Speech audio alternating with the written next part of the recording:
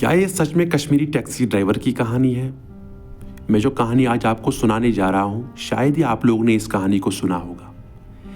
ये कहानी है उस बेचारे टैक्सी ड्राइवर की जिसने 1 महीना पहले शादी की थी, यानी जिंदगी की शुरुआत की थी। लेकिन उसको पता नहीं था कि मेरे साथ कुछ ऐसा हो जाएगा। इसके पास जो टैक्सी थी उसी से कुछ पैसे कमा के अपने परिवार को खुश रखता था। लेकिन एक दिन रात के 11 बजे घर लौटते समय रास्ते में इसको 3 लड़कियां दिखती है जो ऐसे हाथ देकर गाड़ी को रोक लेती है। अब ये गाड़ी को रोकता है और उतरता है नीचे और उनको बोलता है क्या बात है। वो इसको बोलती है कि आप जल्दी से हमें हॉस्पिटल लीजिएगा। तो बेचारा सीधा सीधा टैक्सी ड्राइवर गाड़ी स्टार्ट करता है और उनको बिठा लेता है। जब ये पीछे देखता है तो उनमें से एक लड़की पेट पकड़ के जोर से चिल्लाती है। अब इसको समझ आ गया कि मामला बहुत सीरियस है, तो ये गाड़ी को तेज रफ्तार में भगा लेता है। आधे घंटे का सफर काट के ये लोग हॉस्पिटल पहुंच जाते हैं और हॉस्पिटल पहुंचते ही इनमें से एक लड़की इसी ड्राइवर को कहती है कि आप जल्दी अंदर जाइए, वहां से डॉक्टर या किसी नर्स को बुलाइए।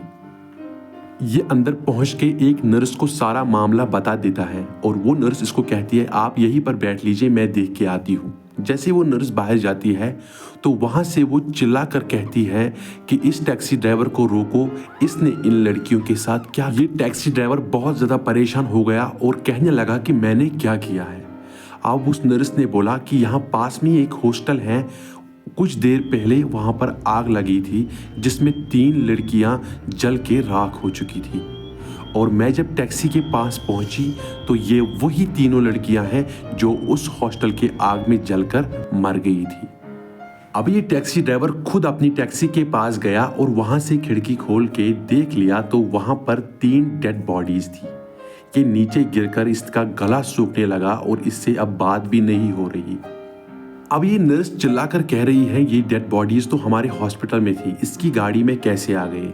अब ये बेचारा उठा और कहने लगा कि मैंने कुछ नहीं किया, जब मैंने इनको लिफ्ट दिया तब ये तीनों जिंदा थी, लेकिन मुझे पता नहीं कि मेरे साथ क्या चल रहा है।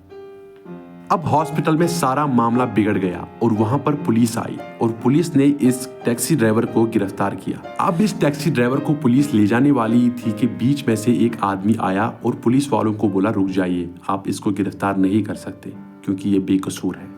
तो पुलिस वाले कहते हैं कि तुमको कैसे पता है कि ये बेकसूर है। वो कहने लगता है कि हॉस्टल को आग लगने से पहले ये तीनों लड़कियां वहां से भाग गई थी और रास्ते में इनको कोई कार इंतजार कर रही थी।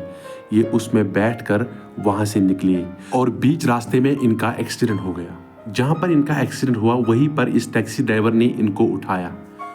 मुझे भी खुद पता नहीं कि ये कैसे पॉसिबल है, ये कैसे हो सकता है।